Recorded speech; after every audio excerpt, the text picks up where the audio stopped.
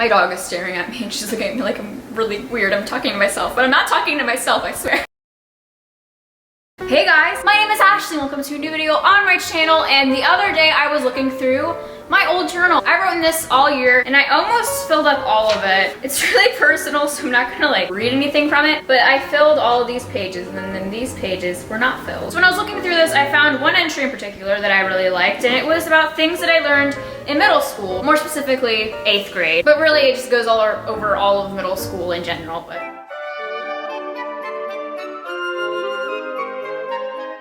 middle school was a really weird period of my life. My parents got divorced, I moved to a whole different state halfway across the country. The first thing that I learned is that people cannot be trusted.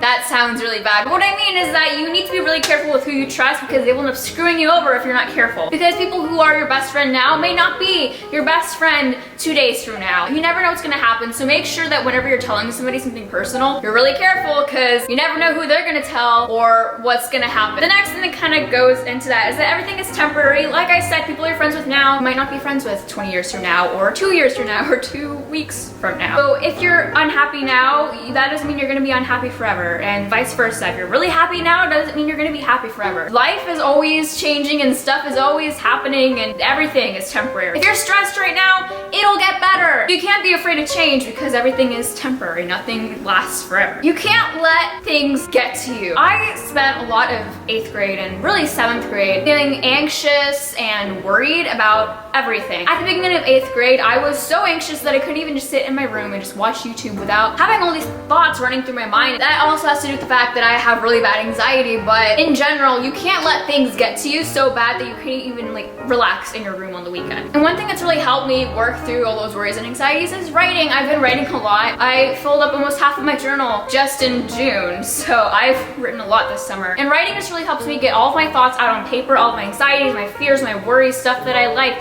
memories that I have. Lately I've been taping in like movie tickets and random stuff that I find in my purse and just talking about everything in my life. Of course, you want to make sure that you keep that journal hidden, because if anybody finds it, it would not be good.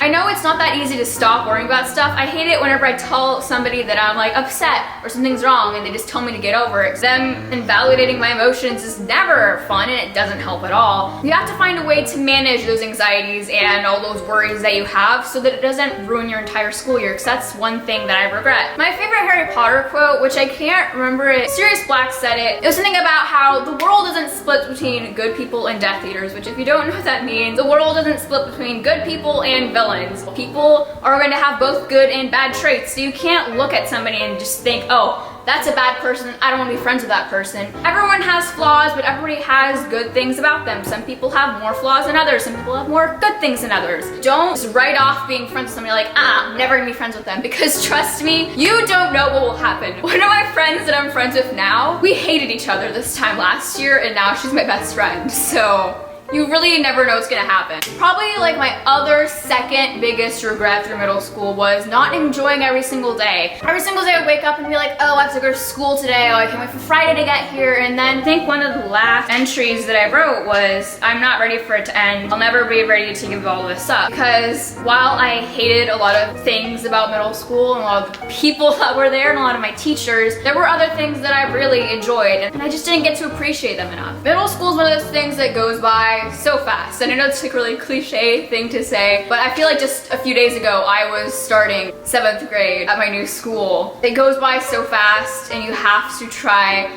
to embrace the little things, get out of your comfort zone, try new things, try to make the best out of every situation, try to like be nice to everybody, because you never know what's gonna happen in the future. One great example of getting out of your comfort zone was that when I was in 7th grade, I was the school mascot at a volleyball game. I was absolutely horrible at that, and I will never ever be a school mascot ever again.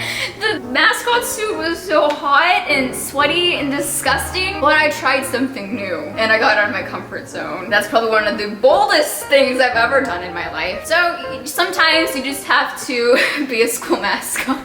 This video is going downhill. Go out for the volleyball team, soccer, sports. Try the sports. Try auditioning for theater. Theater was my home for all of middle school. I loved theater so much. I felt so at home in the auditorium with all my friends and everything, and I just found out that my favorite theater teacher isn't teaching at my old middle school anymore, and I'm really sad about that. Then on the other side of of getting out of your comfort zone and saying yes to things that you don't usually say yes to. At the same time, you can't say yes to everything. Sometimes you have to say no. For example, this year I was in a barbershop quartet. If you don't know what a barbershop quartet is, it's like singing in 4-part harmony and then you go compete at a competition. It was quite something. I liked the experience. It was fun, but I did not have enough time to give it my all. And I wish I hadn't done it because I feel like my group would have done a lot better if they hadn't have me holding them back. Because what happened was that I had theater going on at the same time. Like, we were moving, my mom was about to get married, all this stuff was going on. And then my choir teacher was like, hey, can you do barbershop? And I was like,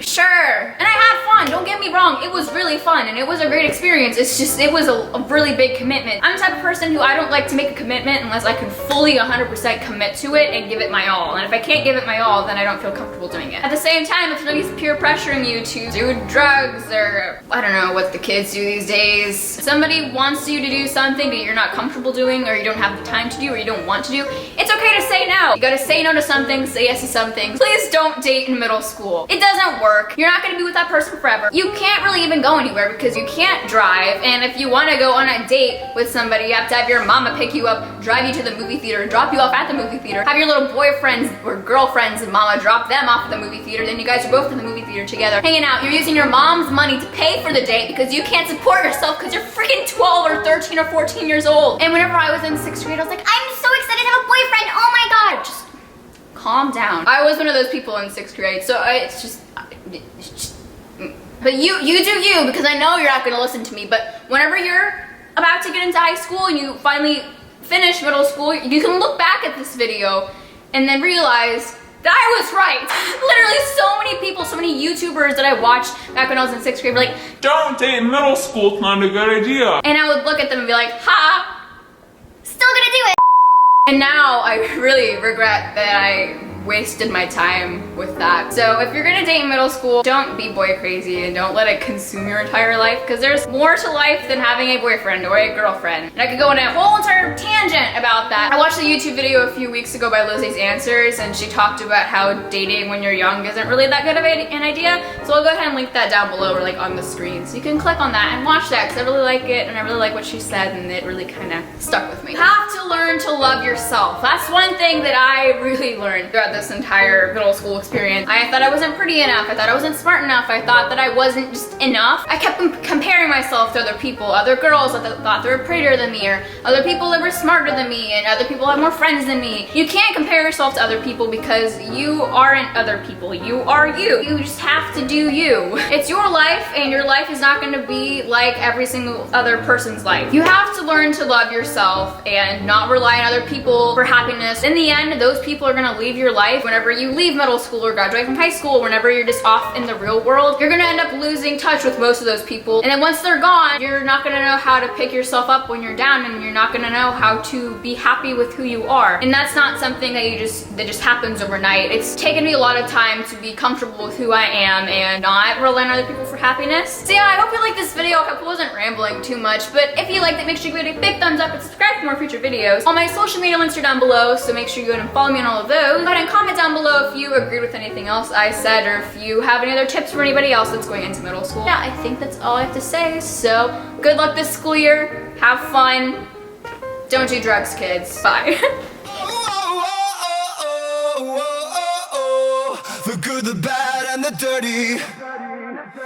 Truth is that it was always going to end. The symphony buzzing in my head took a market of filth and